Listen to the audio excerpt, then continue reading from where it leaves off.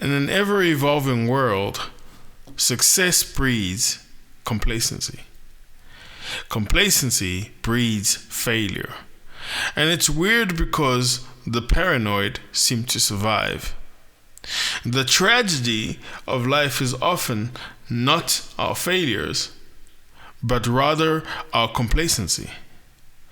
Not in doing too much, but rather doing too little. Not living above our ability, but rather below our capabilities. Every man and woman is born to do something unique and something distinctive. And if he or she does not do it, it will never be done. There is a saying, complacency is the kiss of death. And today, I have this to say. Complacency hides itself behind laziness.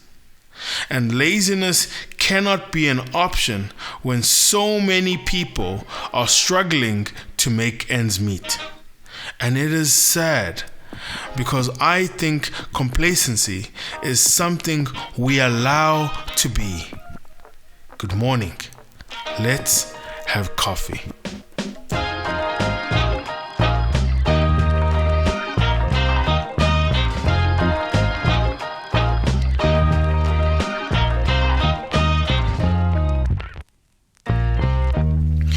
Welcome back if you're a subscriber, and welcome if you're joining us for the first time and you're listening to the weekly podcast coffee session. And I'm your host, Toto Yende. Today's topic, avoid falling into a state of complacency. So, in the workplace, it is essential for all our employees and ourselves to feel comfortable and confident in our roles. This sense often translates to effective performance and a proactive workplace dynamic. However, it is critical to remember that comfort should never turn into complacency.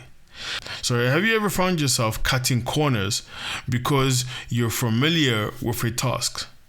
While it might seem harmless at first, complacency has a serious consequence, such as near misses in terms of incidents or injuries or even job dismissals. Just because you've become used to your workplace doesn't mean you must ignore the proper precautions.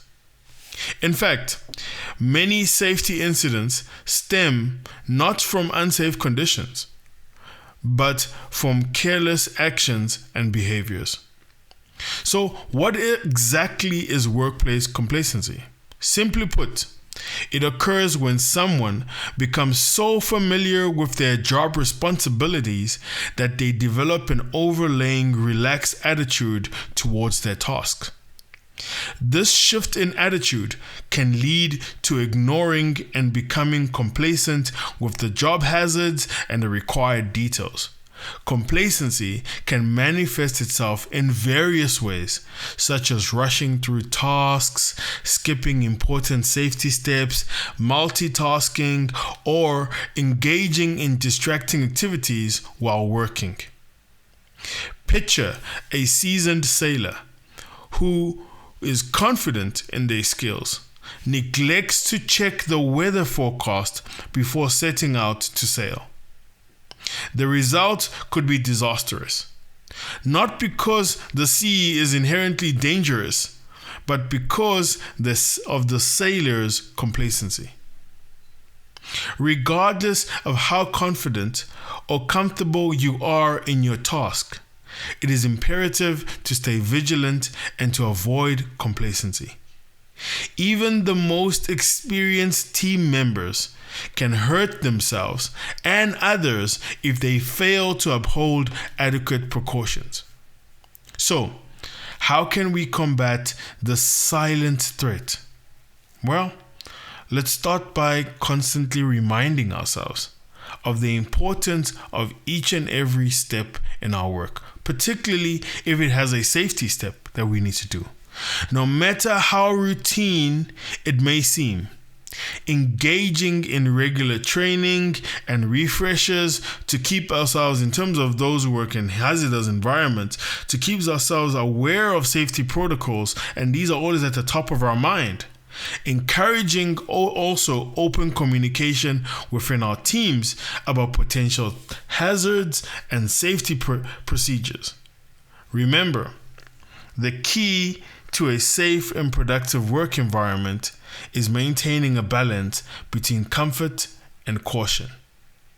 Stay sharp, stay safe, and always prioritize careful attention to detail in your daily tasks. So what is another approach to preventing workplace complacency? Well, take hazards seriously. That's the first one. Take hazards seriously. Regardless of your expertise, workplace hazards can affect everyone.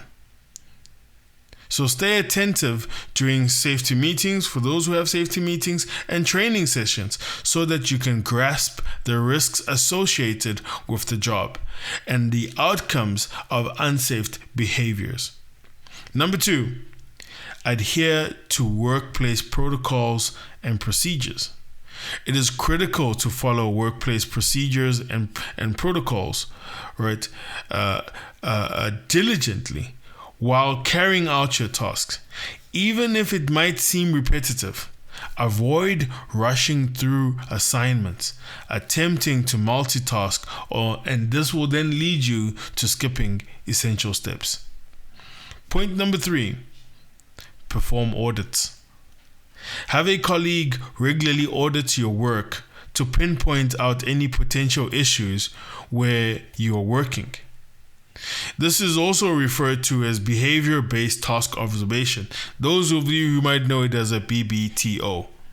Likewise, support your colleagues by conducting audits on their work as well. Observing others can be an enlightening experience, much like holding a mirror to your own habits. When you take time to watch how others interact with their tasks and each other, you may notice patterns and behaviors that echo to your own actions. This reflective practice isn't just about pinpointing out others as flaws, but it is a powerful tool of self-improvement. Let me ask you this question. Have you ever caught yourself thinking, I think I'll start doing that too, when observing other people doing their work? This recognition is an opportunity to identify areas where you can grow and develop. So, let's start creating a proactive culture within our organizations and our homes and ourselves, right? That where we as individuals understand what we are doing and pay attention to what we are doing. This type of mindset demands a collective commitment to continuous improvement, friends. Are you comfortable in addressing complacencies at work or even at home? Complacency can creep in like a silent fog, and we need to start fostering an environment where everyone feels responsible for maintaining high standards. By encouraging open dialogue and emphasizing in the importance of personal accountability, you can help your team stay motivated. If you have concerns, and I find this in my team as well, that if you have concerns in your workplace about complacencies, don't hesitate to talk to your team about it, or even your supervisor. Think of your supervisor as a captain of a ship, guiding the crew through both the calm and stormy seas.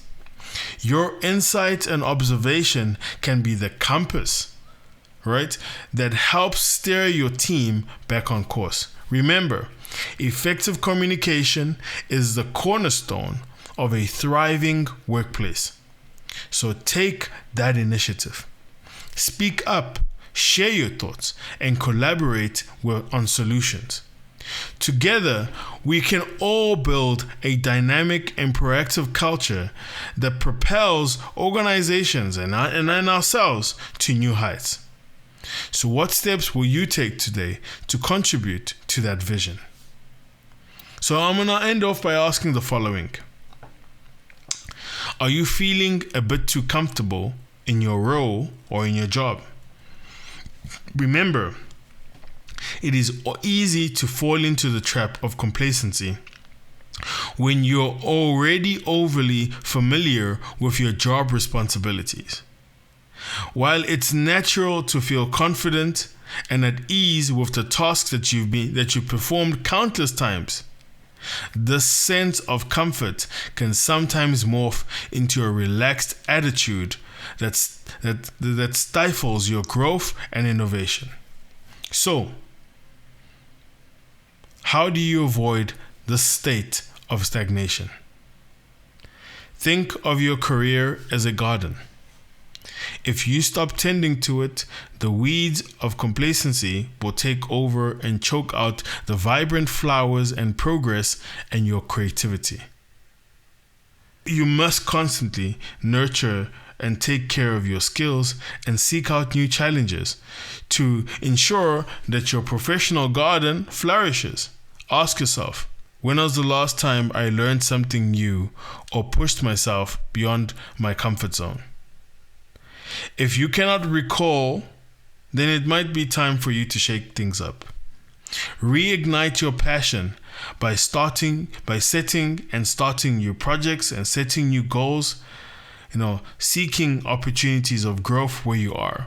Sometimes I have found volunteering for projects that challenge you.